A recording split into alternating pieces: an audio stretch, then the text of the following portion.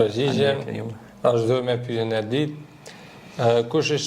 Kush ishin Haruti dhe Maruti të përmendur në surën El Bekare dhe çfarë mësimesh na jep rrëfimi i tyre për magjinë dhe sprovën?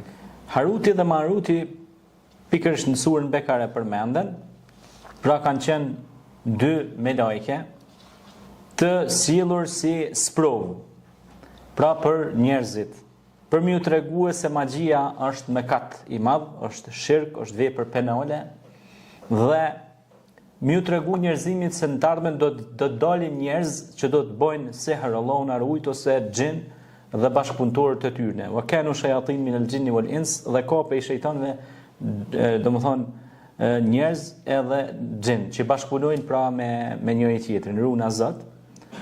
Sihri është shirk, është padrejtësi, është kufër, është mohim i Allahut subhanahu wa taala. Dhe unë do të citoj pikërisht një ajet, pra që ajeti 102 i surës Bekare, ku Allah i Madhërisht thot Kur'an, Bismillahirrahmanirrahim, wattaba'u ma tatlu ash-shayatinu ala mulki Sulejman, wama kafara Sulejman walakina ash-shayatin kafaru yu'allimuna an-nasa as-sihra وما أنزل على الملائكين ببابيل هاروت وماروت وما يعلمان من أحد حتى يقول إنما نحن فتنة فلا تكفر فيتعلمون منهما ما يفرقون به بين المرء وزوجه وما هم بالضارين به من أحد إلا بإذن الله ويتعلمون ما يضرهم ولا ينفعهم ولقد علموا لمن اشتراه ما له في الآخرة من خلق ولبئس ما شروا به أنفسهم لو كانوا يعلمون.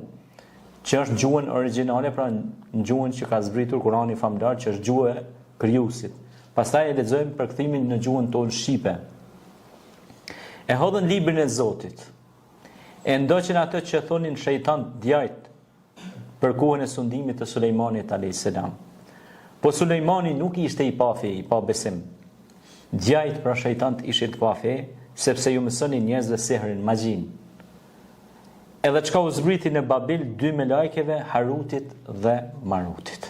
Në surën Bekare në ajetin 102 përmenden këta.